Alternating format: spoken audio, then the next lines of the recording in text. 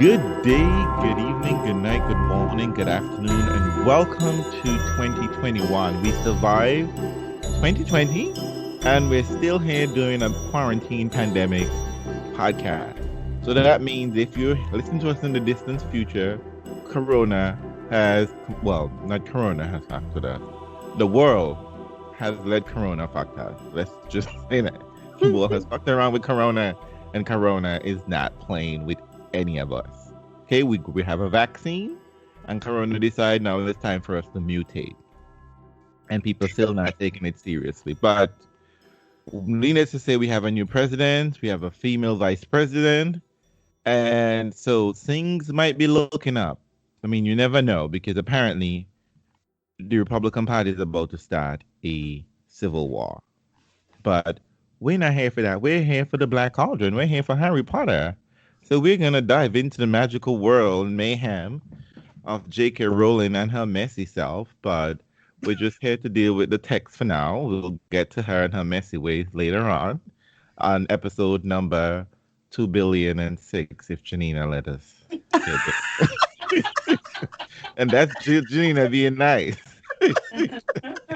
She refused to think of a future book to pick up when this series is ended. I don't want We're it on to book end. 7, and this is episode number 29.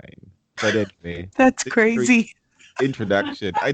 Merry Christmas, folks, and Happy Kwanzaa, Hanukkah, whatever you celebrate. Whether you celebrate the tree, worship the ocean, the flowers, the trees, or just the almighty dollar, I guess. And Happy New Year. Hopefully, 2021 is better than 2020. I don't know if we can deal with another crazy year. Because in my mind, I'm still in March. It's just January, February 2020, March 2020, and then space. It's like I'm skipping all that shit. I don't even know. I feel like I'm in like Sandra Bullock in Gravity. You know, like I'm just floating out there in space. Like hopefully something takes me down to earth, something. But before I go any further, let me introduce my two co-hosts with the mostest. Ladies, I missed you. Professor Deb, how are you doing? I am doing well, Realz. I have missed you guys so much. I have missed thinking about all of our characters and our discussions. And so I have really, really missed you guys. I'm so glad to be back talking. Well, let me just clarify, audience. When Deb says she missed us, we don't put Deb in a box and then bring her out for the podcast. We talk to Deb all the time, Trudy. She just means she missed us talking about the book. Talking about the podcast. That's exactly. Yes, it's not like I've been locked in underneath the stairs. I really have allowed to be out and about, and we have been chatting about various things online. So this is good. You had a nice Christmas, or your daughters? Yeah, we did. We did it remotely. We're trying to be safe, and still missing my daughter in Florida. Although she posted on Instagram pictures of herself at the beach. She hasn't run away from Florida yet. No, she said she was becoming that type of person. Taking pictures in the winter and sending it all to us up north who were in 30 degrees. So. I don't think I like your daughter. I know. I told someone in the Caribbean I'd have to geo-block your pictures if you keep doing this every morning. Send it Green Valleys. That this is not right. I raised you better than this. But we're all we've had some family who had a little bout with COVID, but everybody's recovering. Oh, wonderful. Yeah, so we're blessed and we're grateful. So it's a good time. Oh, nice. Well, Janina, how are you doing from Florida, Ohio? I'm here. Unfortunately, people, she couldn't remote celebrate her family over Thanksgiving and over Christmas and the New Year. She had to actually deal with them. She couldn't do remote. I did not see my family. What are you talking about? I did not. Why are you making things up? This was the first time in my life that I wasn't with my mother on Christmas Eve. Oh, I meant your husband and your kid. I thought you wanted them remotely, and you. Oh, well, I did have to do that. I wasn't trying to put you in blast, but see now I'm you put like, me. wait, what? I was not at a family gathering. Oh, Yeah, I you did didn't all see the. that. It was nice. I'm half vaccinated. Oh, that's wonderful. What about you, Yay! Deb?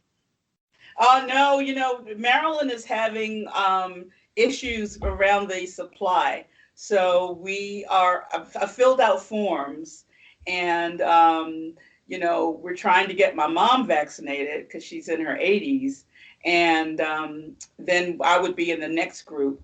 But no, it's not happening yet. It's Don't You're worry, going, in a second group. everyone's having but supply very slowly issues. in Maryland. It's not Maryland. No, I I know. know it's It's not It's our American. supply I know, I country. know, I It's know. supply chain, but ridiculous. New York is having a hot mess, and it's so ridiculous because they made such a show in showing giving the first person the vaccine, Hmm. and then yeah. it just seemed like if like when you take a photo op, and then everything just chaos. You just someone is holding up the props in the background to make it look like if everything is perfect, and as soon as the picture's taken, just chaos and madness descend.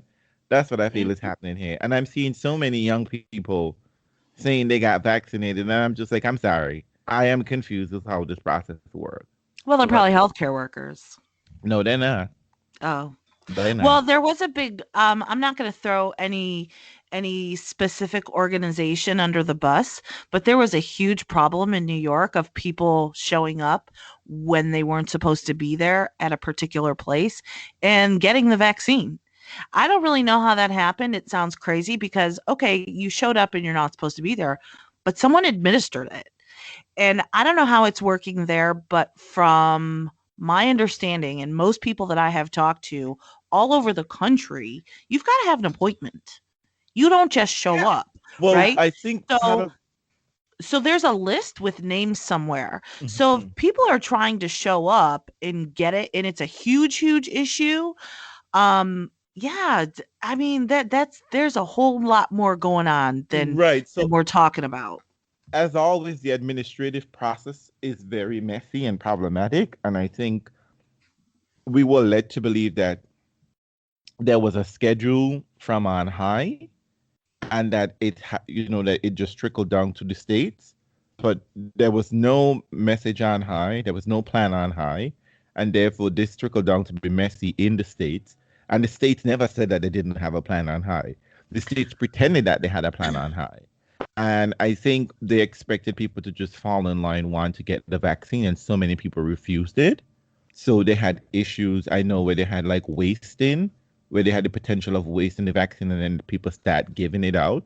Yeah. People got it. People applied for vaccine, applied to get the actual vaccine for distribution, and they had no business doing it and starting to sell it to the highest bidder. And there was an issue, I know, for older people, like regular people like you and I. You had to fill out a form to fill out a form, basically, and they thought that they were making an appointment, but in fact they weren't making an appointment. It was just that they were getting a message for a schedule that was supposed to happen. Yeah, they were just uh, making a declaration that they should- want the vaccine. Vaccine, exactly, Yeah. and they thought that this is what was happening, and they showed up, and then chaos descended. Well, So I get all that, but what I don't understand is how it actually got administered to them. That's where the breakdown is for me right, because there is I a list with names on it of who's supposed to be there at a certain time. I'm certain of that. And all these other people showing up and you don't have them on that's just yeah, something's going on there. I don't know. But I get my second dose. So we're recording this on January 24th. I will get my second dose February 1st. And I feel like I cannot fucking wait. I Yeah, can't that's wait. awesome. That's I and can't awesome. wait. the crazy thing is that they had to shut down a lot of vaccination centers here in New York. Well, I'm glad you have them because No, because I we don't don't know. have it. Yeah, I don't know this is what's why going I'm on just, here. and honestly, I feel bad even if it's offered to me at this point. I'm like, nah, yeah, I gotta give it to people who are much more vulnerable than me. You just have to. See, I'm not quite in that boat. I mean, you're in a different position. Your job requires you to have it, right? You literally come in contact with people who got corona, and Correct. people, and you live Hmm. in a place where not only should you be vaccinated against corona, you should be vaccinated against a lot of things. Don't know if they have a stupid people vaccine yet, but you need something, Hey. a bubble. I don't know. You need a change of address, Well, something. I mean, before we But go, let's do it. Let's go down the COVID hole, because I I can This is what happens appreciate. when you don't talk as a I group in know, a long right? time. That's what you got to say. I can appreciate that we need to vaccinate our older population and that we need to take care of them. I get that. I don't understand why we have put the younger people who are doing the majority of the spread at the bottom of the barrel. I don't get it. I mean, solve the problem at hand, because that is the problem. We don't have this under control, or just fucking shut everything down, because we don't have this under control. Because listen, 80-year-olds in nursing homes, they're not going to restaurants, they're not going to bars, they're not doing those things. So vaccinate the people who are responsible for the greatest amount of spread. I mean, I Because think that that's one way to go at it. But I think in New York City, I mean, old people, older folks interact with younger folks at such a high level anyway. But not right now. Not right Um, now. These people, listen, I mean, here for me, I know my patients, if they leave their nursing facility, and I don't know of anyone that's not like this, locally. If they leave and they come to my office for an appointment, when they get back, they got to quarantine for 14 days regardless, because they left the facility. They are not interacting with people around here. They're not. They have been completely cut off and secluded. It's really sad. It's really, really sad. well, So other th I think and you're making a fair point. You're making a the fair point. people who they are interacting with, as far as staff, they're being constantly tested. The staff in nursing homes, they're being tested 2, 3 times a week. So it just, I don't know. I'm conflicted. Like, I get it. We need to protect these people. We need to get them vaccinated, but I don't know if I agree with the overall plan. And I'm gonna tell y'all, for me, it fucking sucked. I got sick. Be ready for it. But get the damn vaccine. Yeah, but I've heard, like a friend of mine got it. She's in DC, and she didn't have any effects. So I mean, I guess it It's varies. different for everyone. It really Yeah, it's is. different Like, for everyone. I have people who won't get flu shots because they swear they get the flu. yeah. Um, I, I have I'm like, but never, you I live to have tell never the tale, even had a though. sore arm from a flu shot. So, I mean, I just think everybody's Everybody reaction reacts different. is different. It But just reacts. it was so weird. I have never felt like that in my entire life. But I mean, I don't say that to scare people. Clearly, I did it. I'm here. I'm fine. It lasted a few days, and then I got it on a Monday. By Friday, I was good to go, and it felt like nothing had ever happened. But it was weird. It was really Yeah, weird. yeah. So, So but get your I hear what you're vaccination. saying. I hear what you're saying about people who are more likely to do the spread. I think probably it should have been people in nursing homes who are in facilities, because that seemed to be like wildfire. Yeah. But I think the next level, as opposed to doing it just by age, would have been people who were out and about and more likely to spread. Because, as much as I am chomping at the bit, I'm okay. I can stay in here Right. until Yeah. until it's, I don't have to go to work. You're I'm not blessed. clubbing? You're not going out clubbing, Deb? I'm not going out clubbing. It's just, it's Anymore, just not folks. happening. Anymore. It's not Anymore. I have pictures, okay? DM me for the Dev. happening. Dev is a club kid. Don't let No, her I'm just sitting in the house watching Bridgerton on a loop. That's all I'm doing. So, I live. can do that That for a sounds couple. much more appealing. I can do that for a couple more months until it's more ubiquitous, and I'm good. But I understand. Um, I think they're using a metric which is By more age optics as based well, as too. opposed to you know Yeah, I think it's a lot of optics. But it yeah also, but I think they have been the more vulnerable population, and I think what they are not doing, which other places have been silently doing, perhaps, is that other places have let old people die, yeah basically. yeah. So I think Well, that's that one was of the one of the reasons why they've been recommendations rushing. early, and remember that was one of the Fox News recommendations early, was that people were at one foot in the grave anyway. So why were we trying to act like that was something that we needed to be worried about? So, that really that got a lot of people. There were a lot of people dealing with that as a reasonable policy. So, but I think, as Janina said, the optics were pretty bad. That we, as a people, as a country, were willing to do that, and I think that changed a little bit in terms of the outer, because it was it was just so crazy to see that happening night after night on the news. Yeah. So I think people said, oh, we don't want to look like this, because that's what America's about, is how we look. So true story. So we just kind of shifted a little bit.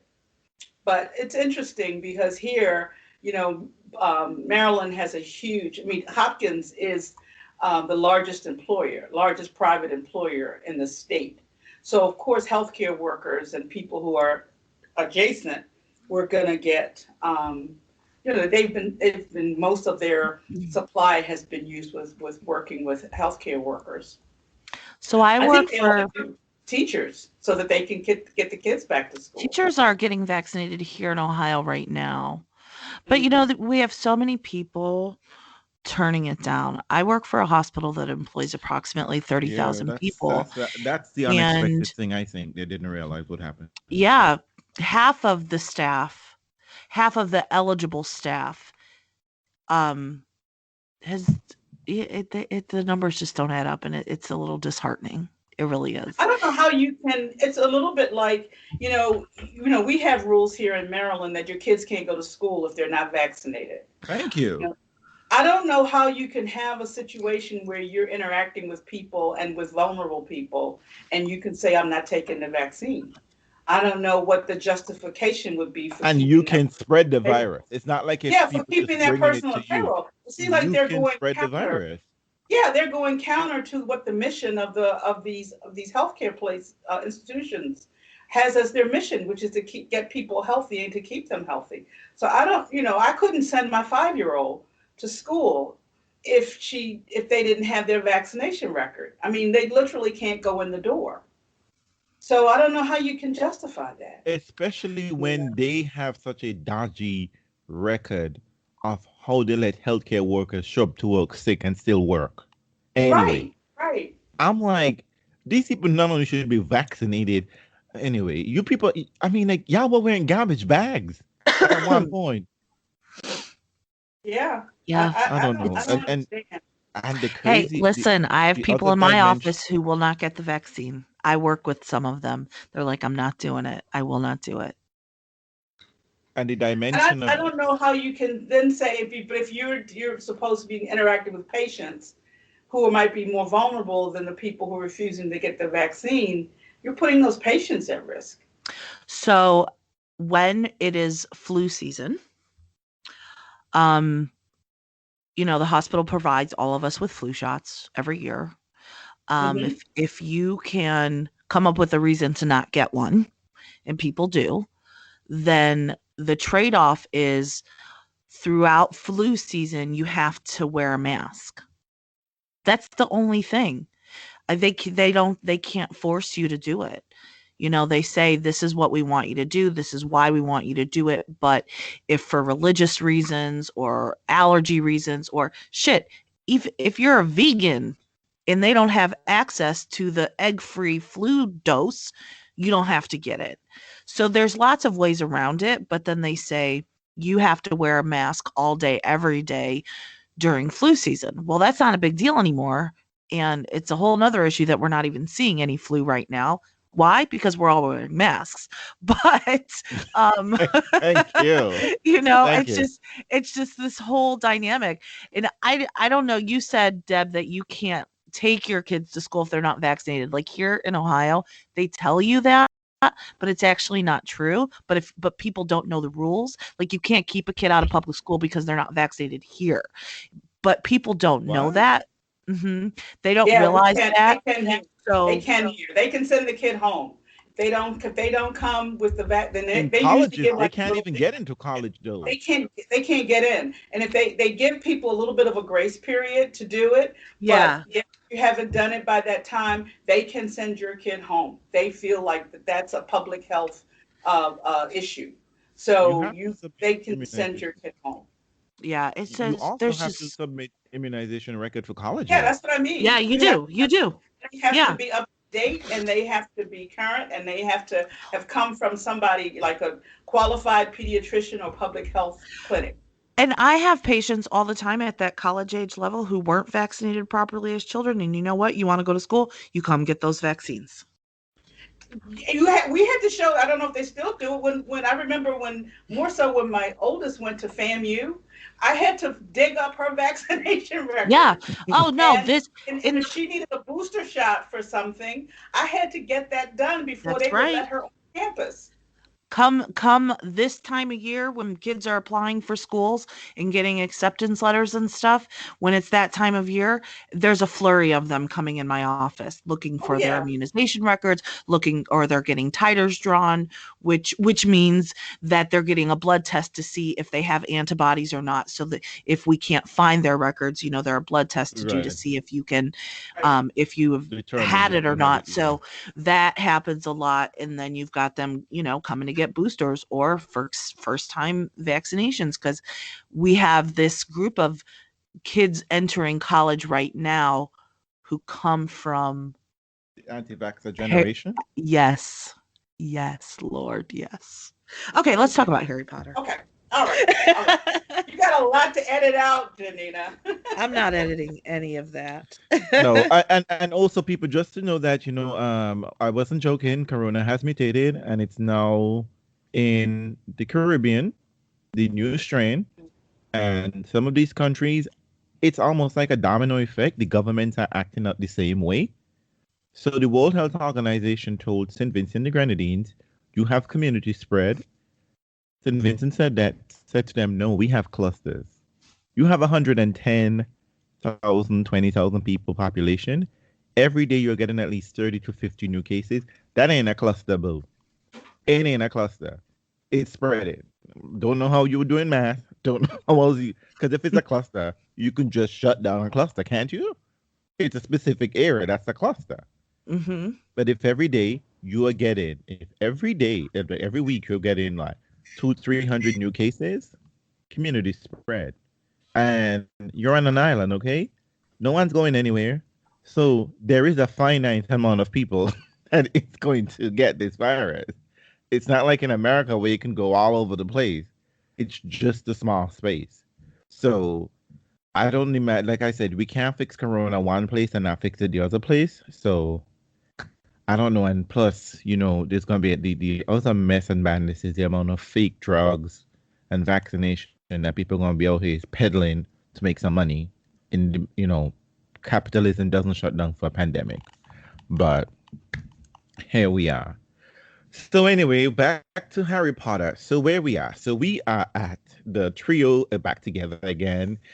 We get this sense somehow. I don't know if you got this sense that because they had that big spat, which they've had fights before, that this time the bond coming back and they are much more closer together. You got that sense? I don't know. I just felt that their bond just seemed to be just a little bit tighter.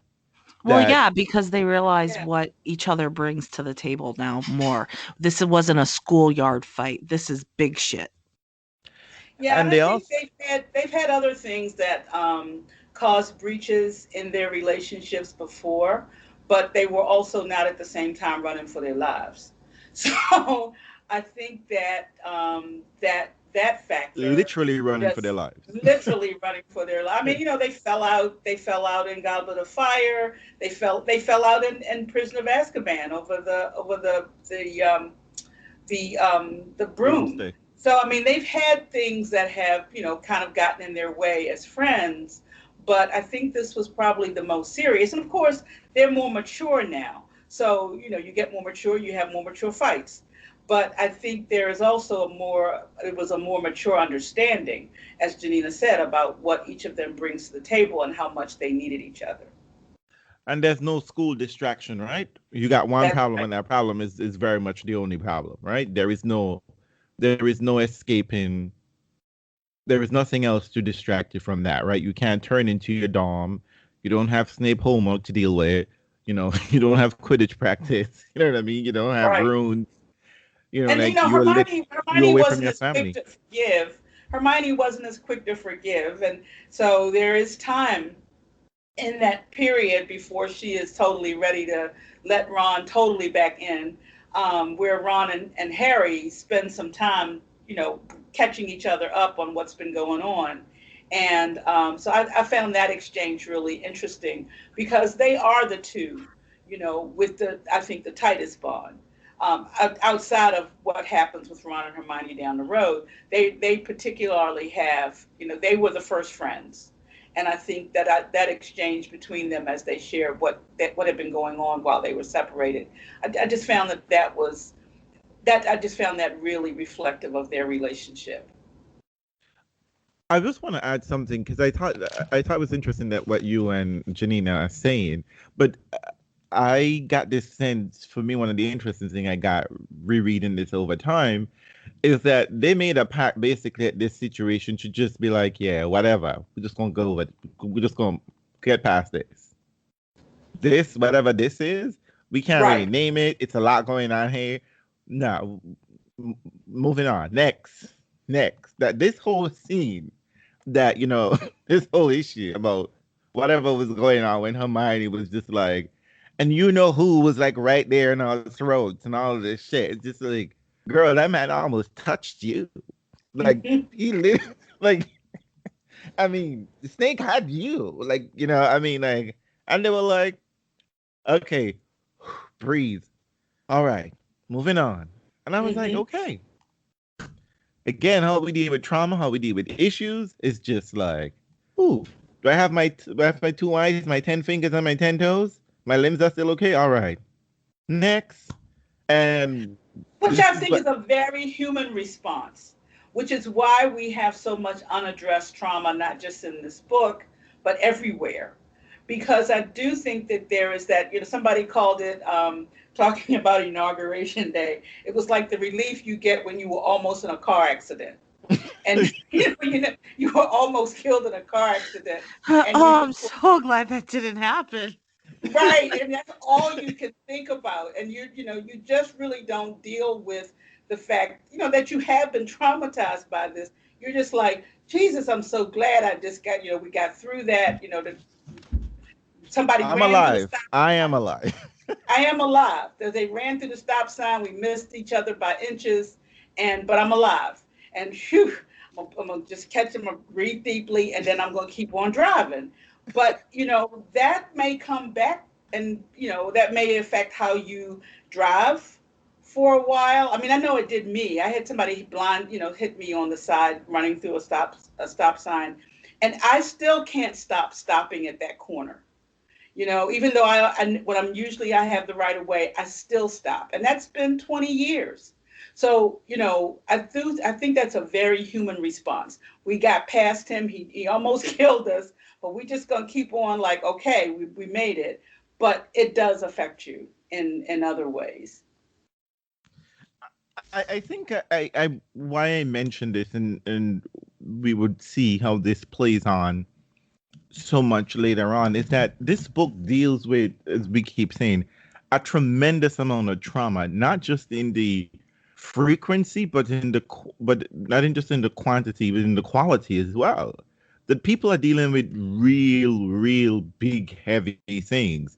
That even if we just take the magic out, which so often magic isn't even really an integral part of the situation, right? Magic just seems to be floating in the background in the ether. Like their problem isn't magical.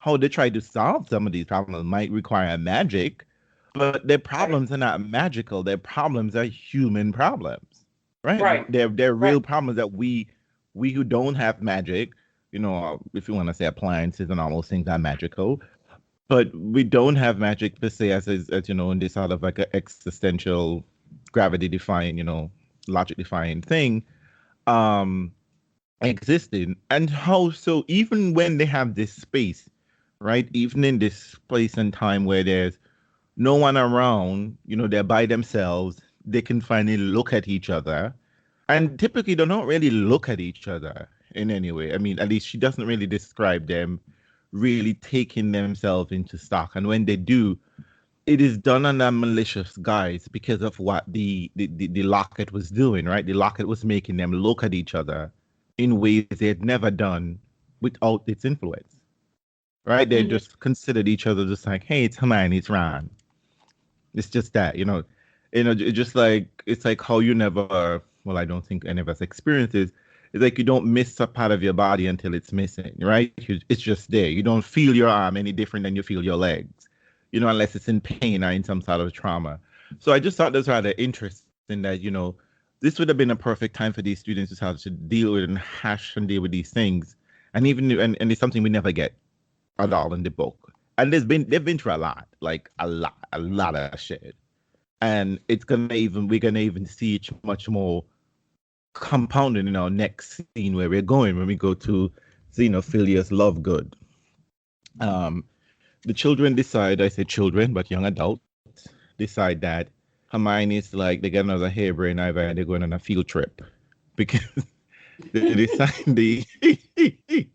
the Hermione, upon receiving the book, she took the book from Matilda Backshot. She's getting more information in the room, and we're talking about the deadly Hallows, etc. And she decided to go see Xenophilius Lovegood because he's the only person around who they've ever heard made any mention of such a thing. And I mean, granted that, Hermione seemed to be steeped in magical history, and it's something she was unaware of completely. And so they go to Xenophilius Lovegood. And I just want to point out here that here again we see how those who are knowledgeable in the magical world are intelligent and are seen as kind of kooky. Again, we have Matilda Backshot, we have Xenophilius Lovegood, we have Luna, we have Dumbledore, we have Voldemort. People who seek knowledge in the magical world gets a bad rap. Granted, Xenophilius Lovegood sounds on a different level plane, but we don't even know because we don't even have real magical reference. I feel like that man's a nutter. I mean, I do too. I don't know, and I think his is not because he's seeking knowledge. It is the way he uses the knowledge that he gets, right, and the interpretations. What is it? Crumple horned? What? No, but I mean, but what I'm talking about. But here is. But I mean, you're right. I mean, he's supposed to be a nutter. We are supposed to get that. I mean, no people who are smart and nutters. That's not unusual in the regular world, right? That they're smart idiots. But I mean, kooky people. But it's he is. I guess. Well, we don't see people like we often see intelligent people. Intelligent people are often portrayed as being. I don't know, they don't really fit into magical because almost as if magical life is pastoral, if that makes some kind of sense. But I hear what you're saying, Realz, and I think that that's true to a large degree. I mean, think about Snape. Snape is obviously an extremely talented who has really pursued his subject in terms of potions and dark magic. So we see him. I mean, you could add his name to the list as well. But then you got McGonagall, and that she's brilliant. So I think that I think you're right. I think people who have really taken that knowledge search or that know-how to a top level are seen as something apart. They're not seen as the normal person. They're somehow seen as outside the norm. And I think that's true. I think that's kind of somehow or another that has evolved in kind of a westernized view.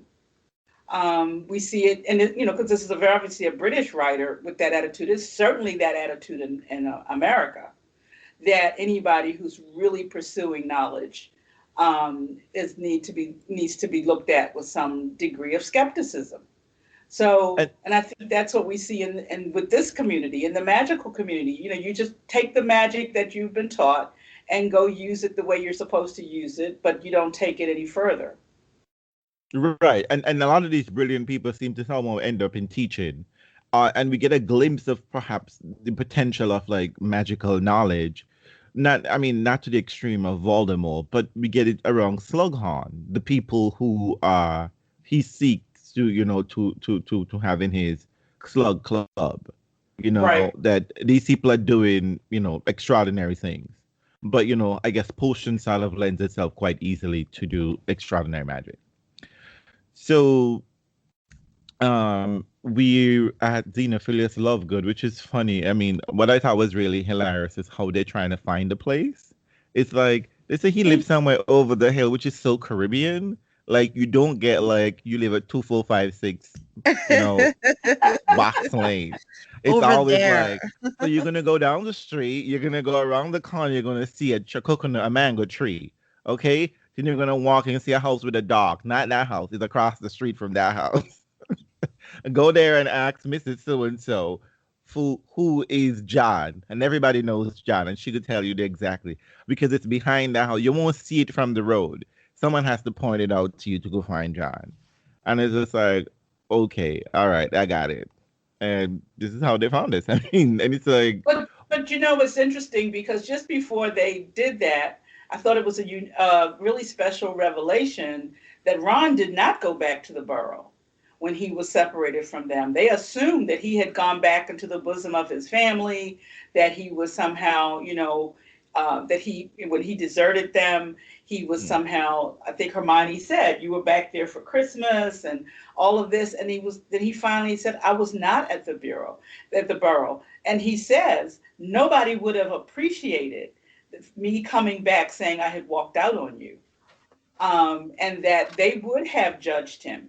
He knew that even though his mother did not want them to go off and do that, if he had come back having left them alone and to fend, in their mind, to fend for themselves, there would have been some judgment on him. And so he went to Bill's, and Bill wasn't happy about what he had done. But, an older brother is a little different from your parents. And the next to last. Yes. Yeah, the first and the next to last. Exactly. And a little bit different from, he said, what do you think Jenny would have thought? And I thought that was really interesting that he knew that what he had, and he says earlier, as soon as he did it, he knew he was wrong, but he couldn't find his way back to them yet. But I thought that was a really interesting reveal that, no, I was not home in my family's safe house. I was somewhere else because that was not going to be emotionally the best place for me to be. But I thought it was, I keep coming back to Mrs. Weasley, like, girl, you could not protect these people. Like, I don't know why you expected them to stay at home. They had to run, even if the ministry wasn't sacked, right? Like they would have been coming for these people, particularly since they had mandated that everyone had to go back to school. But right. I thought it was funny. You're saying that. I think one of the things is that I think from the outside, everyone expected Ron to be the guide. So whatever it is that they're doing, because Ron is the only one who is allegedly competent in the magical world. But we realize throughout the book that magical children are not really in magical worlds. They're usually home in the house. When they're not at school, they're in the house. Particularly since magic is off limit to them outside of school. Right. So this world is very I don't know, very weird, because we have seen travel when Dumbledore in book 6, when Dumbledore is visiting a magical dwelling, or at least a dwelling of a magical person. It's sort of interesting, right? Like, we've seen ways in which people travel in magical. We know some of those things are off limits now. But they had to go about this like muggles. You know what I mean? Right. They couldn't. They and we know that Ron really offers. I mean, like, he is special. Janina will tell us he's part of the trio, but he doesn't really offer anything. There was no locator spell. There was nothing. There was just like, he lived close to me. So right, we just trial and error. We're just going to keep apparating in different locations until we get there. I know people who travel like that. I can see this place so perfectly in my mind because I grew up in mountains and hills and valleys. Trust me, That's not how you do it. Like you can't. You will get lost and in trouble. Oh my goodness. You I will, know. particularly if because a lot of you don't see the lines, but there are boundaries of lines of people's property and whatever the case may be. But I got the impression that I just imagine that magical dwelling and space somewhat they have to expand beyond whatever the case may be because I mean seriously we're going to see a bunch of travelers because one of the things about valleys and hills and mountains in particular when it's like summertime you can see people and people can't see you when they're out in the open field. It's quite easy to see people, at least someone, you know what I'm saying? Because they Yeah. weren't traveling to the forest anymore. So I just thought that was really funny and fascinating. I'm just like, oh my God, this sure not trying to do it this way. Like you're gonna be tired. Like you can't find to find someone in valleys and mountains, you gotta know where you're going. He says, Mama always say they live over this way. So let's go over. It's crazy. Let's just look for the weird house and boom, that's how they find it. I mean, That Right? is how they I found mean, it's it. Luna. Exactly So how they I find mean, it. That is how they find it. I mean, So it's we one of get those there. that was one of the things that I wasn't surprised at. That somehow with all the stuff we knew from Luna, I was been like, when you see Luna house, you would definitely know it's Luna's house. Like Yeah, there will be no for sure. questions about it. So go ahead, Janina. Sorry. Well, when we get there, like it's so listen, it's everything. They're just fucking weirdos, man. The whole family. So when when the weird stuff happens, like when Luna's father, he says she's down picking some kind of weird beat or something, Flimpies. Freshwater Olympics. Flimpies. and no one even questions this. Like even as a reader, you don't question it I actually because did actually. you Funnily enough, did I in the did. initially. I didn't. I thought, well, Luna's off picking something weird. I did No, You too. know, Because, I you mean, did that's to what we come to know about Luna. I didn't question it at all you until did to it was Deb. You she didn't wasn't question coming. it. She wasn't coming. No, I did not question it. I assumed that he was telling the truth, that Luna was off somewhere, catching freshwater plimpies, just like I you mean, said. I just Because wanted to say honestly, I did begin to doubt as it went on. yeah, but Like, initially, no. right. I don't know. I Initially, I had mean, no problem with that whatsoever. no, because to me it was I think it was because I think at the very beginning how he behaved when he saw them. He wasn't right. excited. He was not excited, and he was And I supposed to. But They were he's a supposed to be weirdo. no, there. because They were remember he supposed to was be going there because he because was a he was supporter of Harry. exactly with the Quibbler, right? That was Right. the part that got me initially, and I couldn't find Luna. That to somehow it's if Luna was someplace, particularly at home, you're gonna know Luna was there. Like to me, in my mind, you can see some kind of project. That's what I kept looking for. And Harry was never comfortable. And that was No. the thing that one thing I must say I like about Harry is that if he's in some particular place he doesn't know, he doesn't sit still. He's always watching. It's there's almost I think there is a Bible story about something along this line where I forget the main characters, but God told the person, take them to the water and take your army to the water, and whoever drinks water and looks up, take those, and those who don't, who just put their head down and drink water, send them Hmm. back. Take the ones who are vigilant. And Harry is always vigilant. Like he's always in some place and he's always trying to move and touch and look. I mean, like he's the one who's just like, did you see what that dog was standing on? And they're like, bitch, we were trying to run for our lives. Remember in book one? Like he was like, he's never comfortable. He's the observer. He's the An observant one. abused child in Yep. any new environment, he never knows. And I think from the beginning, That's for right. me, as soon as when he was in the room and I was watching, and when he went into Luna's room, and then he said the dust, I was like, okay, okay, where is Luna for real now? Because I mean, Luna would see them. That's what I was trying to going back to the point about when you live in a valley and a mountain, especially in an isolated area. Anyone comes to you, you will see the person. You can't miss Right. someone in a valley and in the mountains. You know what I mean? Because it didn't even fly. Well, flying would have been out of the question, make it even obvious. So that was the part that got me really like when he said, "Oh shit." I was like, this bitch, she's sure keeps walking into like the craziest places ever. Like, if you're gonna be on the run, be on the run. Like, so that was I was really like, oh God, I know that I got trouble for these kids again. I mean, my heart Yeah. was really beaten, but I didn't anticipate what he did, but I think that after the initial, like, oh no, Luna's down picking, trying to catch freshwater plimpies, but within another page or so, I was thinking, oh, this is not right. He's not telling the complete truth about what's going on here.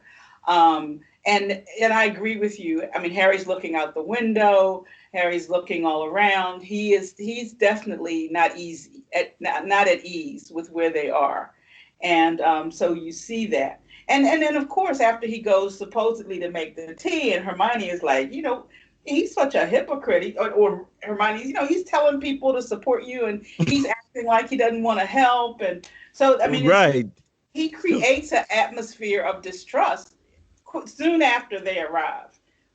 But it's so crazy that those. But you see, but it's one of these things. I mean, like it's one of Harry's qualities that I have to say. Like it's just when people are in certain kind of environment, growing up, like those children just go in and just plop down on this man furniture, and they're like making themselves kind of comfortable peeping out. You know what I mean? It's just like these are dangerous, crazy times. You know what I mean? And it's like they're like. Ronnie's like, you got something to eat? I'm hungry. That kind of Well, vibe. but walking in, they didn't have any reason to think that he wasn't an ally. Right, So right. I understand the little bit of comfort level, and we have to remember that they've been so removed from society for so long. On some level, they're probably just happy to be around someone else, especially someone who's supposed to be an ally. Right. I mean, at some point, Ron had even said, it won't be like Godric's Hollow. Lovegood's on your side. The Quibbler's Mhm. been for you all along. It keeps telling everyone they've got to help you. So I think they initially, when they got there, they thought they were in a place where where someone would be receptive. But it doesn't take long before they start to feel like this is not right. He's not Right. responding. He didn't act like he was glad to see. Because at first he's like, I'm not sure it's a good thing for you to come in here. So he was really kind of putting up some barriers, and then they really did pick up his vibe. And Mhm. but I think that it was reasonable in their minds that he would have been more open to them. But it doesn't last long. They quickly pick up that, oh, this is not right. He's Right. acting like, Oh, you I know, did, I could see why they easily would have bought into that, right? Because they have been outside for the longest while. But for me, I was just saying that, for me as a reader, I was like, Xenophilius, you're acting kind of shady now. yeah, And yeah, he was. He was shady. but there's an integral as we go on. Let's not get sidetracked. But this scene puts basically one of the most pivotal things here, a story within a story. Hmm. And I love these stories, by the way. Oh, I I love the tale of the three brothers. Oh my gosh! And I know we trashed the movie a lot, but they did that that was thing. the best part. That was the best part. They did that. They It did really that was. well. They did that perfectly. I love the animation. I love the way they told the story. I love hearing it through Hermione's reading. I just thought everything about that was perfect. The way The they did design, the that. concept, the fade in and out into one thing to the other, and in the Caribbean we have a lot of these stories that sort of explains why things are the way they are. Kind of stories. I know there's probably like a fable. There's probably a specific word like why like these objects exist or why certain things are the way they are. So there's a Hmm. lot of those that are like why the sky is so high, like Yeah, why yeah. cockroaches and chickens are not friends, all those kind of like crazy stories. So this was right up my alley, and I was like, oh wow, because this was something we had never ever seen before, right? We'd never seen storytelling, and we'd heard about the I think the closest we came to that was basically the Chamber of Secrets, Right. right? That Right. was like the closest Mm-hmm. thing. But Hmm. we had no real people were quick to dispel the story, and here was somebody who was taking it seriously, right? It was Hermione had this old text which we knew is Dumbledore's book, so we had to give that some sort of credence because his objects are like authentic and like just shit. And Xenophilius, for once in his life, he stopped and he took something very seriously for the first time and the only time. It was the one time that he seemed like, and they would say it later on, that he wasn't making this up, that he looked like he was very sincere about what he was saying. And this tale was like really, really cool. I was like, oh my God, fascinated. We had Yeah. seen, I think we had seen, oh, we had never seen the stone. And we didn't know the wand really exists, but we had seen a cloak like that. Mm-hmm. And it was really, really, meeting death across a bridge. And Ron is always like, oh, it was midnight. It was always midnight. It's much more scary. And Harry just like, we need any more terror in our lives. Like, we need more terror in our lives, Ronald Weasley. Let's make sure the hour is, the creepiest hour, you know? And it's like, I know my favorite part was when he's just like, is this the part when he's talking about, don't you know these stories? And Harry's just like, wow, Snow White and Cinderella. And they're like, they're illnesses. Oh, no, no, no. That was earlier, right? That was earlier. They So that was mentioned when that. they first got the book. Oh, that's what I Yeah. forgot about. First I got was the, like, oh, yes, first I got didn't even the think book. of that too. Yeah, when he first got the book, and Hermione had heard of it because she's heard of everything, but and for Ron, it was part of his childhood. That those were the stories his mother read aloud to them. But notice their stories don't have human muggles happy ending kind of a marriage kind of situation. But These neither did stories, original fairy tales. that is true. The original fairy tales, Or original are moral folklore, texts. they were very much out of this ilk. The original folklore, the Anansi stories, all of those kinds of stories, the Big John stories, they were all designed to teach, and they were all designed so that we had a common understanding in our community about where things came from, what the code of behavior was supposed to be, what we value, what we don't value. So I think that that's what these collection of stories represented. So what did you think of the stories, ladies? The tale, rather. I liked the stories better after, on subsequent reads. Even though I knew I was going to learn something and I needed to know it, I remember not wanting to do this, like wanting to skip this damn part. I didn't love it first time around. I was like, oh, hurry up. I don't know why, because we don't know what this stuff is. It is new information. Hmm. So Hmm. yeah, I remember vividly not wanting to do this part first read through. I would say that for me, as I said, I loved this part. I thought it was really fascinating, but um, it was the interaction with death and how what I thought was just that they thought they were gonna get over on death, and death had a brilliant plan. And as always, when it comes to J.K. Rowling, nothing is ever accidentally mentioned. That she wasn't gonna stop the plot and insert a story within a story, especially when we have this tension, right? It's Hmm. clearly what's his Hmm. name is trying to buy some time, we know subsequently, but this is the story, and it's getting to the heart of what Hermione was really trying to figure out. Because here was where the marking was, right? The marking was in this story, not in Right. the other pages. So I Right. knew that this had to have been something really fascinating. So I was really, really happy with this. Deb? And you get a lot of information in a very short space of time. It's not like it was not like pages and pages and pages. The entire story takes up 2.5 pages of the text. And that's including, occasional interruptions from Harry and Ron. So it doesn't, but you get a lot of information about, the cloak of invisibility And then the Elder Wand, they don't know that they've seen the Elder Wand, but they have seen it because every time they saw Dumbledore, they saw the Elder Wand. You know what? I just remembered.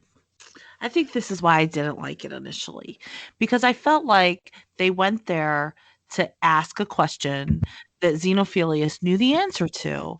And instead of saying, here's your answer, he's like, just read the book. And you know what? That is something that in general, in my own life, I don't like it. If I ask you a question and I know you have the answer, I want you to give me the damn answer. Don't send me somewhere to figure it out. That's probably why I was so annoyed with it.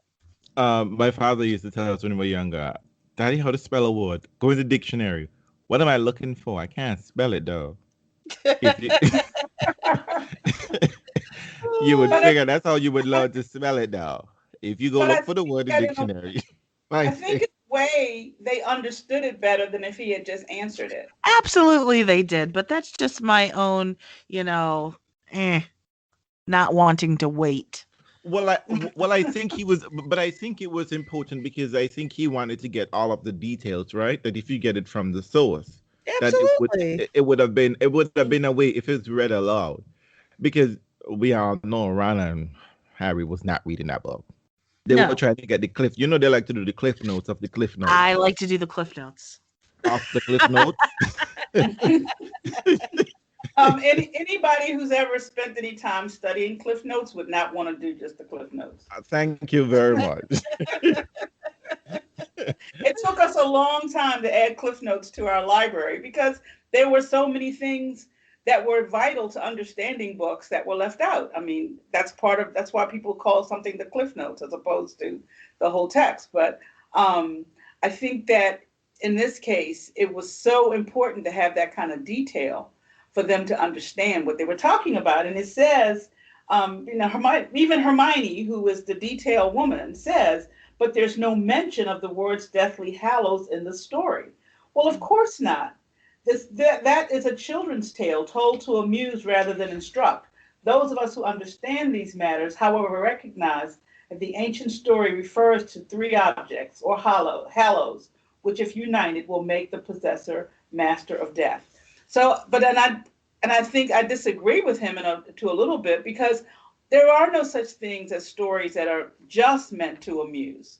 They are also meant to instruct. And I think this was a case of a story that was meant to amuse and instruct. So, and I got why he said that, but no, this story was definitely had a dual purpose in terms of when parents shared it with their children. I don't know if this is biblical or whether this is something I just constantly heard growing up. It almost became like scripture. Those who have ears to hear shall hear. So I Yes, think it's one of those things. It's in the Bible. but Okay, good. Give Mhm. me Jesus. But I think it's one of those situations here with stories like this. I think that's kind of what he is pointing to. That a lot of Right. times we tell these stories and we sort of like miss the nuance of the story because the story was dealing with, I think, what we are going to take away from it, which Ron took away immediately, it's the Hallows, right? You can get these things and the master of that. And as we know, quite using, our understanding of something, of what we want it to be, isn't what it is. We're going to think that, like being master of that means that you're going to be some control over it or like you have the power. We always insert ourselves as being the what you gonna call it, as the ruler, as we're always going to be in control of situations, but quite often it's not that way at all. As much to Voldemort's chagrin, he's going to find out. He's obsessed with certain parts. He's upset with everything. So I thought that this was really, really, for me, I saw the instructions with it, particularly the guy with the resurrection stone Mhm. and the guy with the wand, because Ron was like, he's gonna be an idiot, right? Going around and saying he got it. But I mean, when you have that much power in your hand, wouldn't you say you have it? I mean, even Voldemort was looking for this. He made his desire known very early on. since the fourth book, right? That he was looking for something. There had to have been something to overcome this. So you know, there's no, you got the biggest, baddest gun in the town. You're going to tell everybody. You're going to walk around with that arrogance, cocky way. So I have to, like I said, I really like the story. I thought this was really fun. Good Yeah, on I you, did JK. too. And I thought though that it's kind of fit all of the fairy tale tropes in terms of the three brothers and in terms of the youngest brother being the Being one the who had smart one, right? Three of the the pigs. right, and he's the The one with the three most sense. Chinese brothers, I think it was something similar to Yeah, I that. mean, that's kind of a trope in storytelling. The one who is paid the least amount of attention is the one who has the greatest knowledge. The first, the last shall be first, and the first shall be Should be last. I last, mean, right? that's biblical. So, I mean, there were so many areas.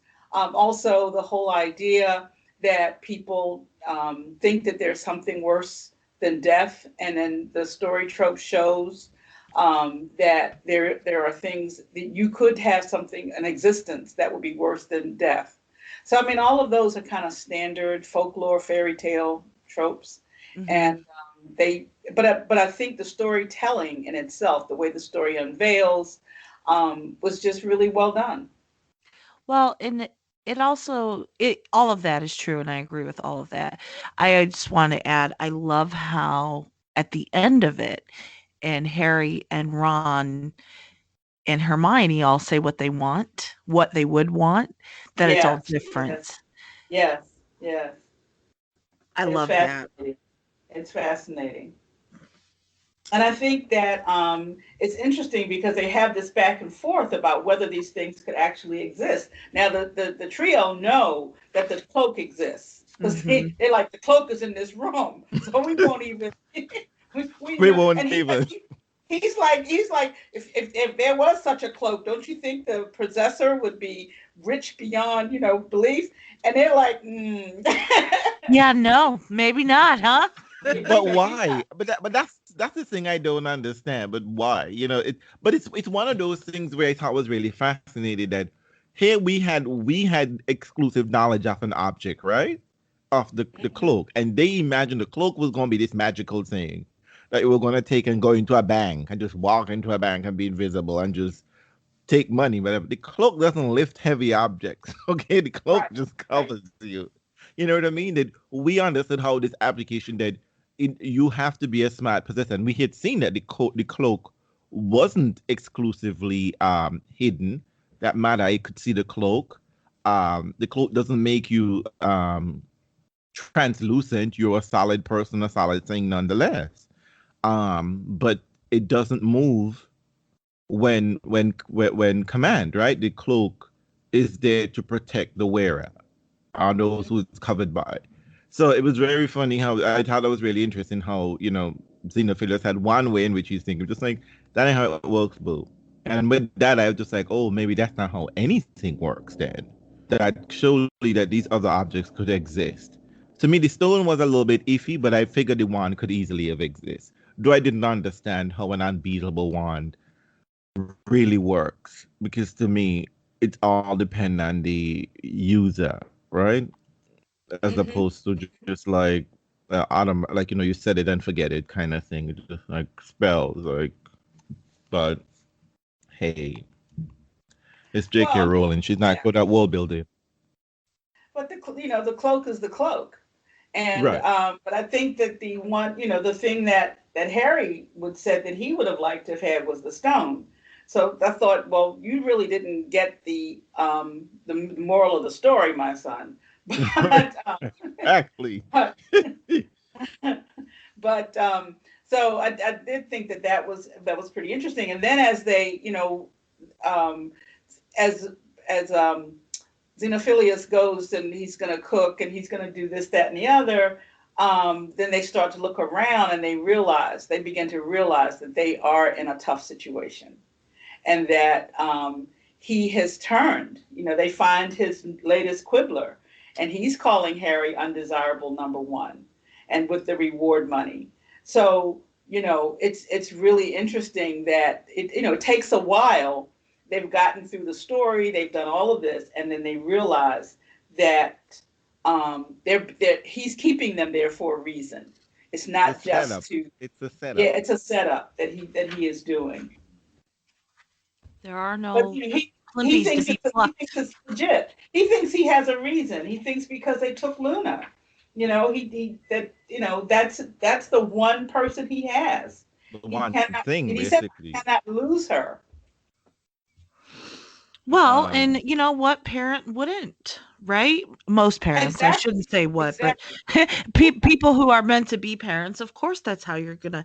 If you think, oh, this just dropped in my lap and it can get me my daughter back or my child, whatever the case Right. may be, yeah, you're gonna behave that way. Yeah. He's probably thinking I didn't go out hunting for him, and he just showed up, and I'm just going to I need to get my girl back, and so I'm going to use that. But of course, once again, they're able to get away.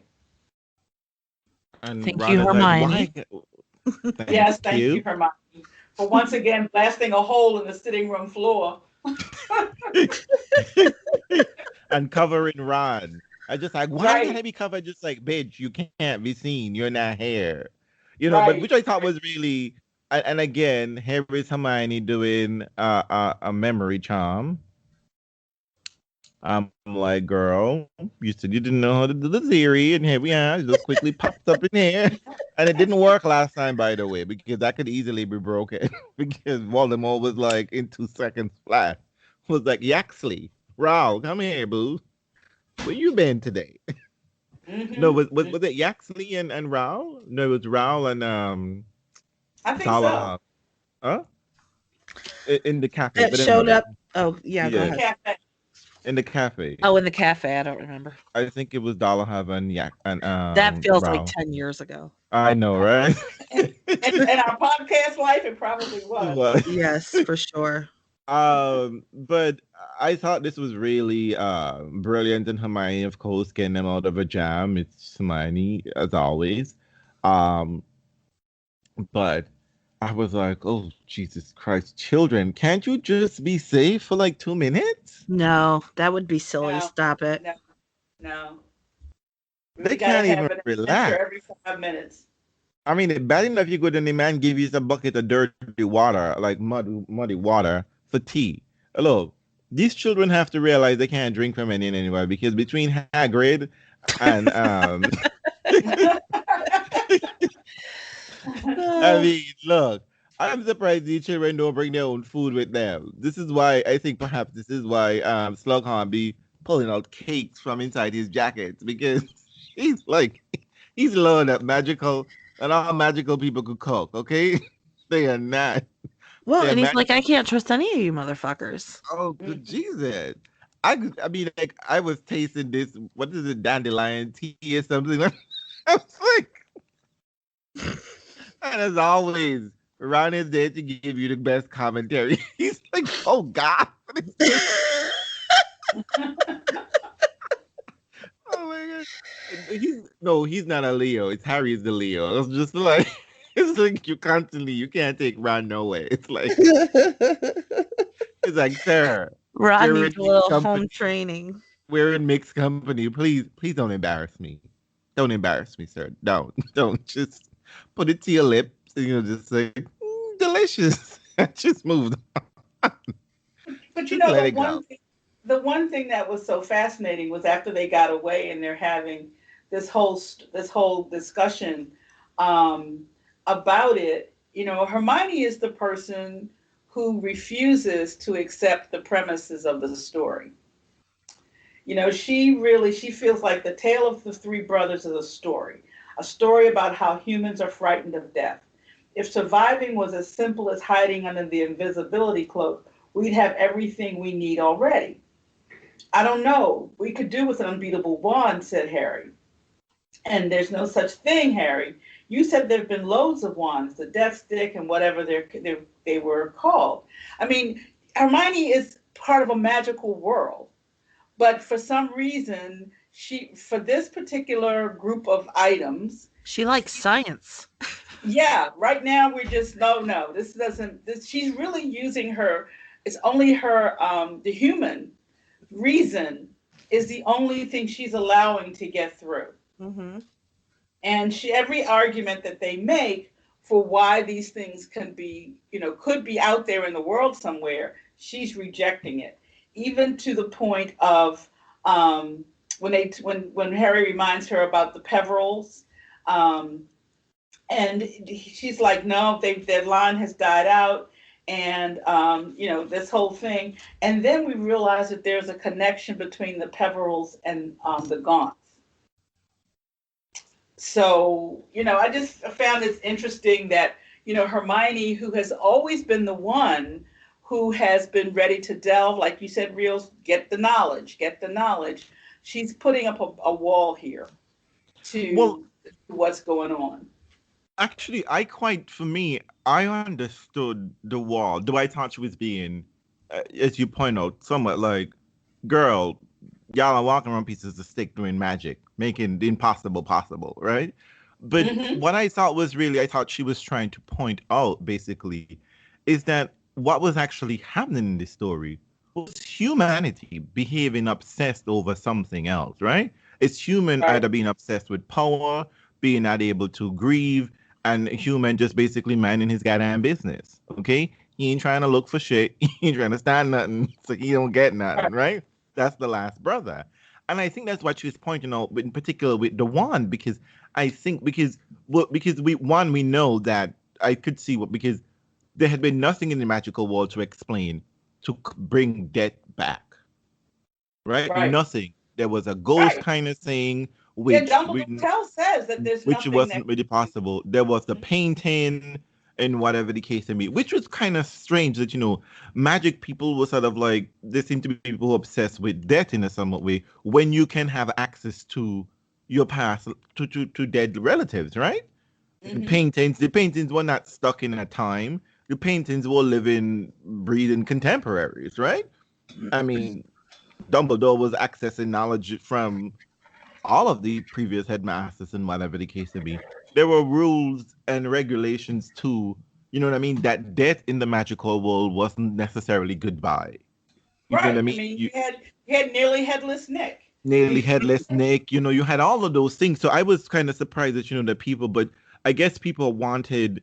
I could understand not wanting to die, but the wanting people to see dead, lost relatives. I don't always quite understand that obsession when the magical world had so clearly shown us that you can access these people in somewhat ways. But I think she was right that once you're dead, you're dead, because Hmm. the archway had somewhat sort of like proved that, right? Lupin pulled him back into that you cannot cross that barrier, because Right. once you cross that barrier you cannot come back. So I Exactly. understood that part, and the stick.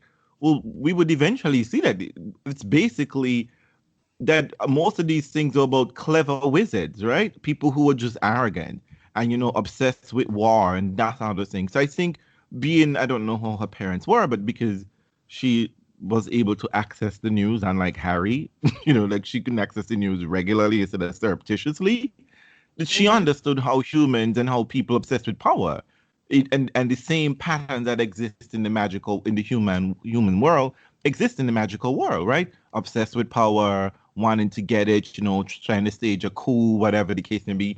So I can understand her saying, like, it really wasn't the stick that's happening here. It's people and it's men, basically. They're Right. going on about Right.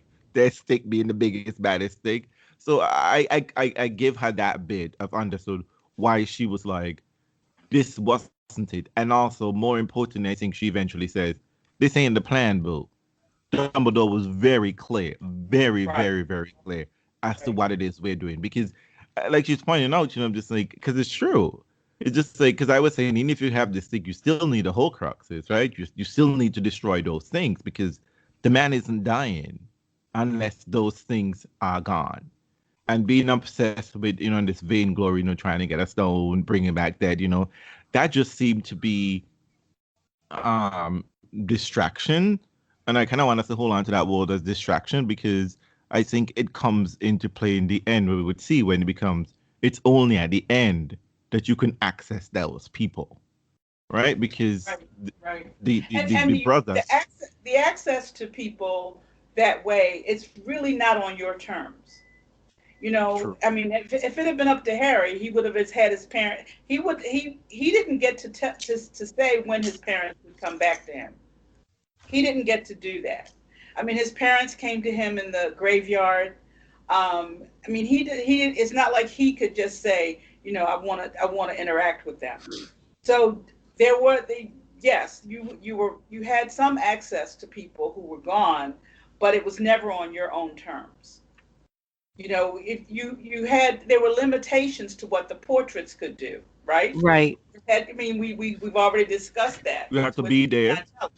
yeah. So Well, there's limitations. I mean, we Harry see never has access to the people that he truly wants access to when right he wants access to them. exactly. He doesn't have he never again gets access to Sirius. Never. The one person he would want One access person to outside of more his than Dumbledore. anything. one. Yeah, But Dumbledore kind of comes to him. Well, Dumbledore no, comes but I in, mean, like but not on when he Harry's is terms. asked for Dumbledore with the mirror, and in the dead, like it's all like all the questions he subsequently had later on when he found out about Dumbledore was a human flesh person and had to live someplace. The school couldn't have been where he grew up. He had questions, and he didn't have any answers. But also in this moment, I think something that struck me that the children, Ron and Hermione, never cannot understand now. He doesn't make them to understand now. They never really considered how much Harry missed having parents. That Harry is 17 and doesn't know what having parents is like. Right. That is just a foreign concept to him. And particularly being thrown into a mess that has nothing to do with, well, it has everything to do with him, but nothing. He didn't start anything here. You know what I mean? His parents died for some madness. And And a power struggle. His parents died in a power struggle. and they were like, "What are you gonna do with a stone?" And he was just like, "What else would I do with this stone? But get my parents back." I don't know. I don't know anything even close to remotely like a parent in any capacity. I mean, the minute I have something like that, it isn't mine. I mean, I don't think I know as much as he likes Mrs. Weasley. I don't know if he wants to access Mrs. Weasley because Ron already has insecurity about everything regarding his family. So he's gonna be a little bit uneasy in that, because I mean, a lot of times he moves away from the family and chills by himself when he can. So I don't think they fully understood until this very moment that Harry misses his parents and wants a parent that he basically never knew, has no real memory of these people. And we know that memory that he has of his mother ain't really his. And it's a fucked up memory to begin with, to be in your mind, to see your Right. mother's murder and your attempted murder from the murderer's perspective. That is some crazy shit. And now he's convinced that the stone is in the snitch. Mm-hmm. He's convinced, but he can't figure out how to get to it. Right. Now he's figured out. He feels that the stone had actually come by way of Marvolo Gaunt. That it may have that it may have been in the ring that they got from the Gaunts. So it's fascinating to think about. He feels like it's so close, but he can't figure out how to access It it. was right there. It It was was right right there. there. It Yeah, was right there. it's right there.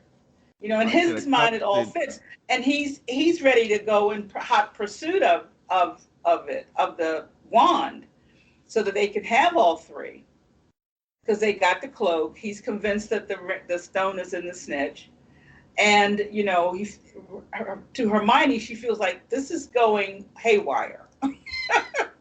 Yeah, she's This like, is y'all are not all what over the place. we're doing. Refocus, rein it Supposed in. to do it. It's going too Exactly. fast. Rein it in. Rein it in. I feel for them at this point, though. I really feel, it's like it's one of those things where you see another moment where they're together and how far apart Harry is from them. Mm-hmm. That they don't really they have a bond, but they don't, you know. I mean, I mean, like, to deal with friends. I don't know if you've had friends who've experienced loss. You know what I mean? Like, how do you think you're particularly close to them when they're, going through that sort of situation? Do you think they think you understand? Do you think you understand what they're going through? And they don't know because they have both of their parents fully whole. I mean, Right. Hermione is so confident in having parents that she could send them away. She has that option. She can put them away and recall them on her command. You know what I mean? And Harry doesn't even Harry doesn't even have a memory of being pushed in a stroller. Like my favorite shirt, that trinket. The parents died and left him. They left him money, but there's nothing. The parents weren't, and that just shows crazy that the parents weren't even prepared to die. There was nothing. They didn't leave a specific memento. I don't know, and there was no. I guess Dumbledore. Well, actually, you never know because Dumbledore sort of like put his foot down and decide, no, no, no, no, no, no, no, no, no. I am going to take control of all of this. I imagine if Sirius didn't go to jail, he would have been like, fuck you, Dumbledore, I'm taking Harry. Mm-hmm. But there would have been a fight about that because I don't think enough people understood exactly what I don't think people could comprehend what because I don't think people assumed that Voldemort was going after Lily and James and not Harry. That was the assumption. But Um, that loss is really, and to state the obvious, it is such a big part of who Harry is.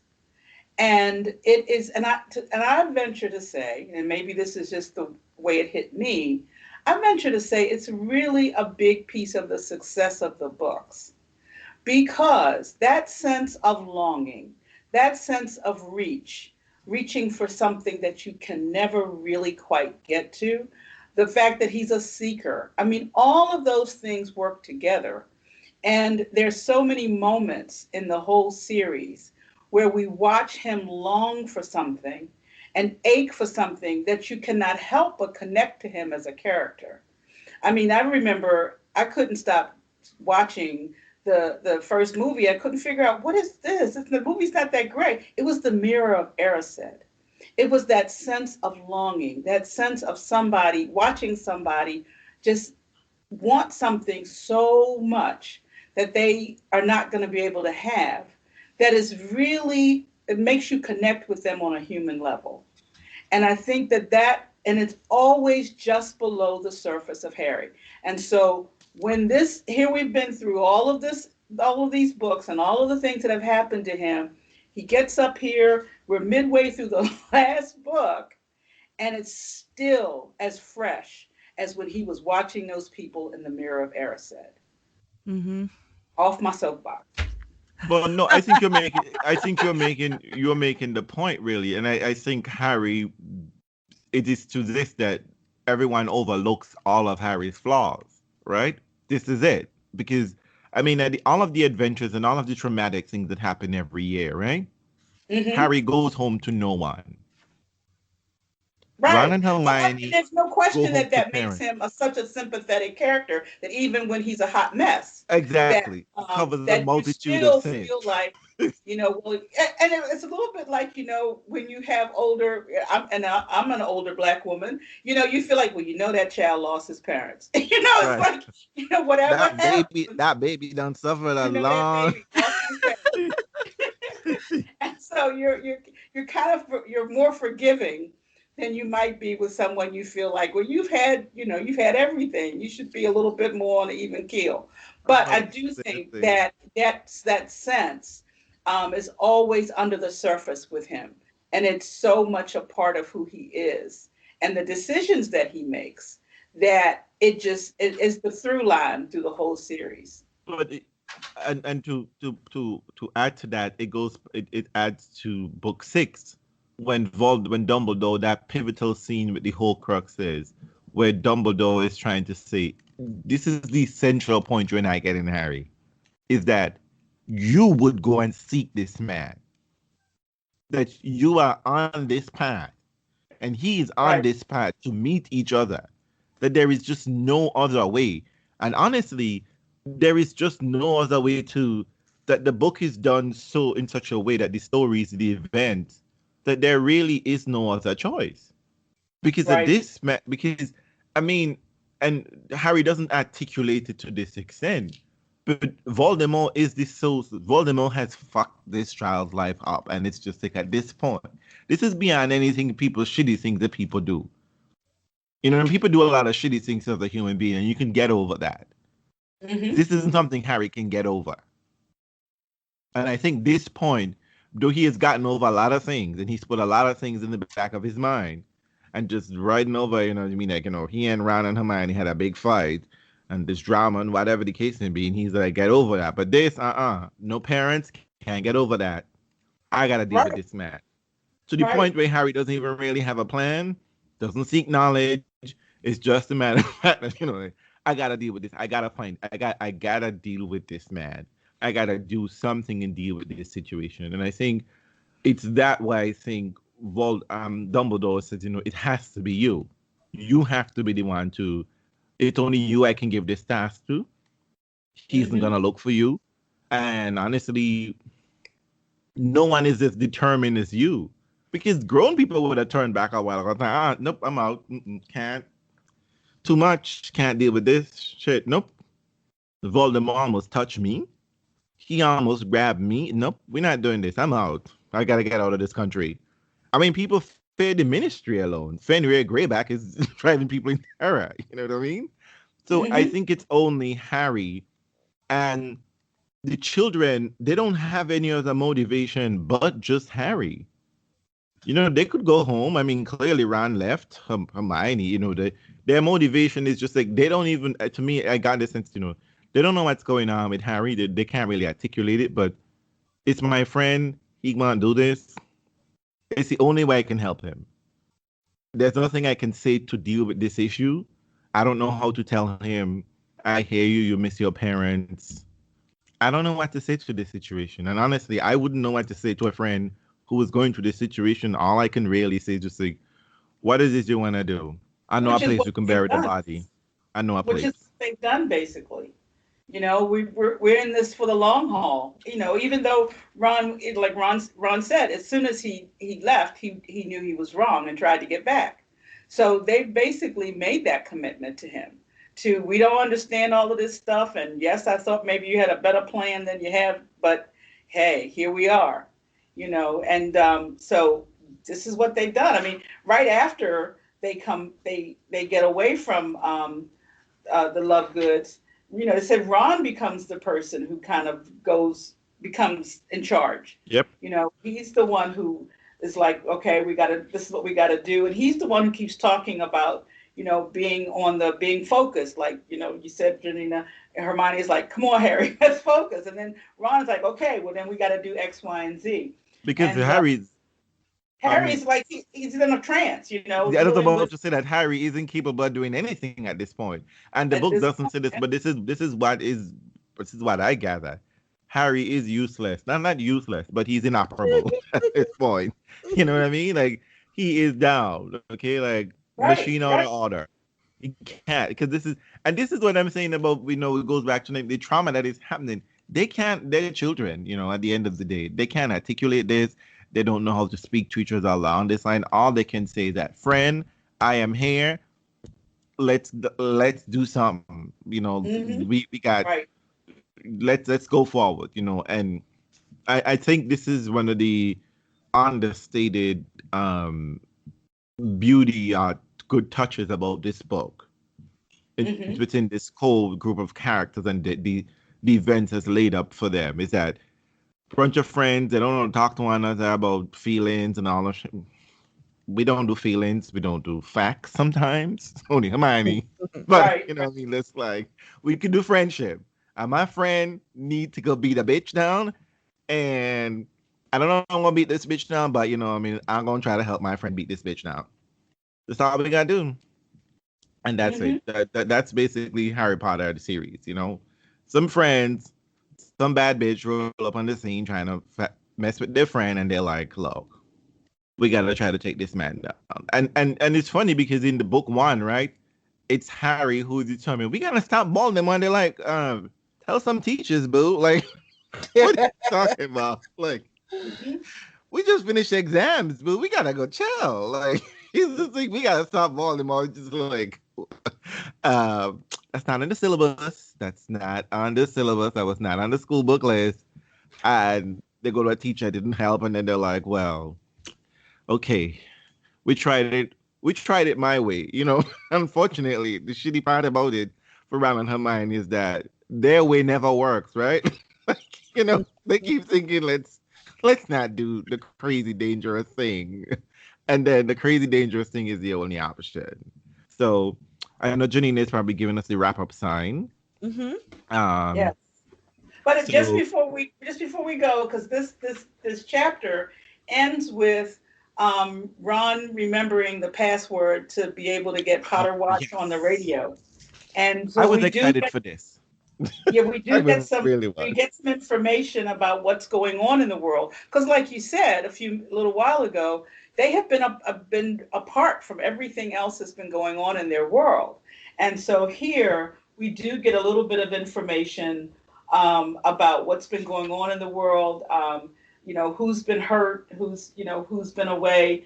We hear from Kingsley, we hear from Lupin, we hear from Fred and George. Lee Jordan is the moderator, or is the I guess the one who does the program. So we do find out that even though they don't know what's going on. At one point, they say, "What would you say to Harry if you knew he was listening?"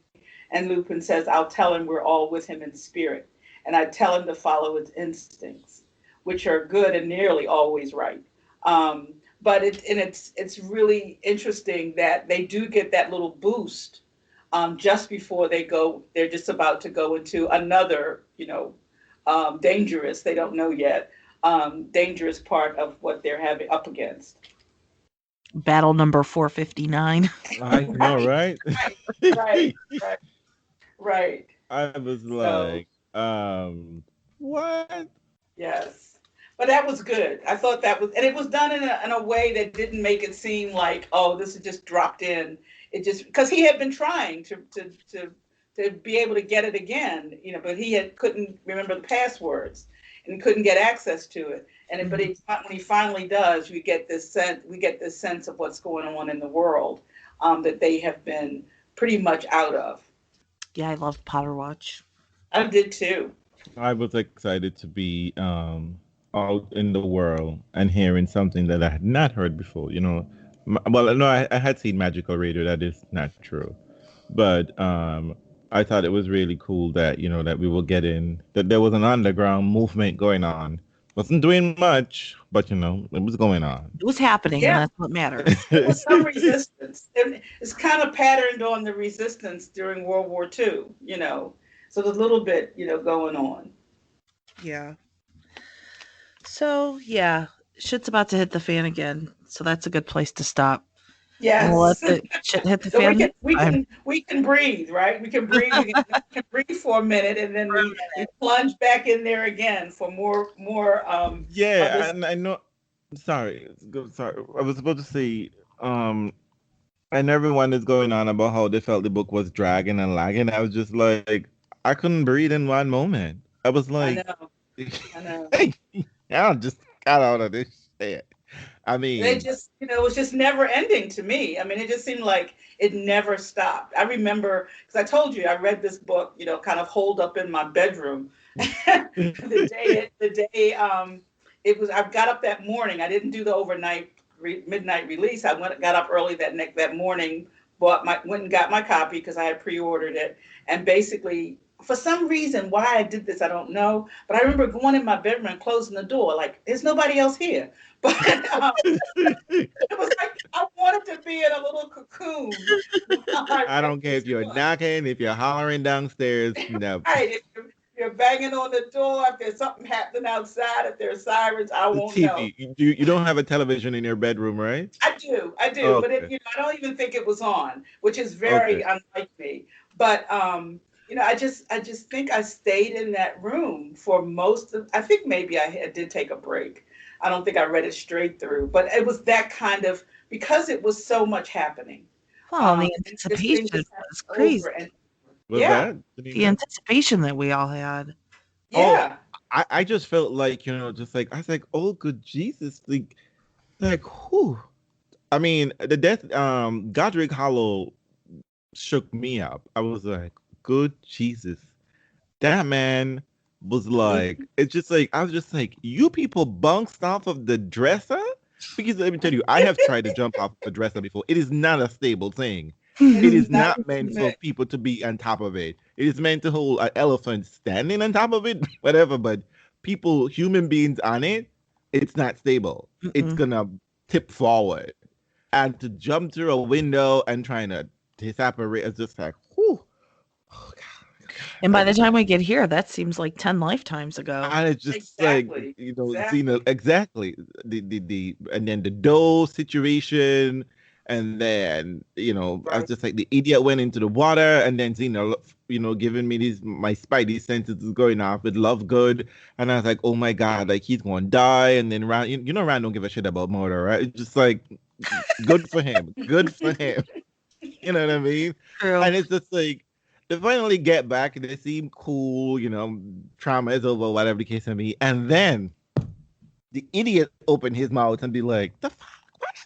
I know. I was like, oh and my Ron God. had told them, do not, that the name had a trace on it.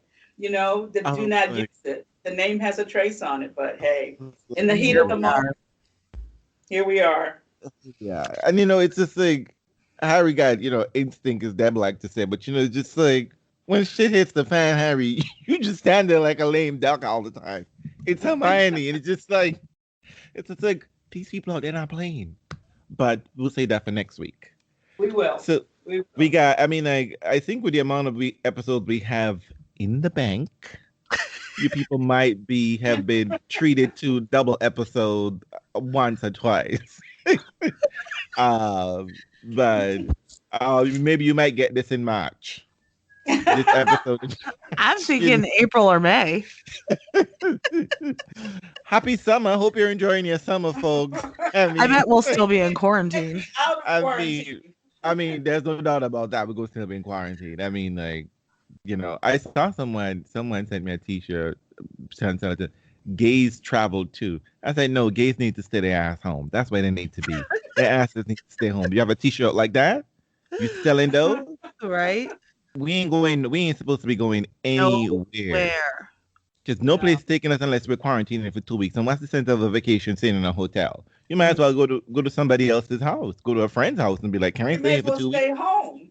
Well, if you want a change of environment, go to somebody else's house and be like, can I chill here for 2 weeks and you could chill at mine for 2 weeks? Do that. I'll rent a hotel down the street, But anyway, folks, we're happy to be back. We're happy with the new administration. Hopefully these things get better. Hopefully a lot of things are better. We don't expect all problems to be solved, but let's hope we're on a path to solving them, a good path to legitimately and equitably solving them. That's all I can really hope for at this point.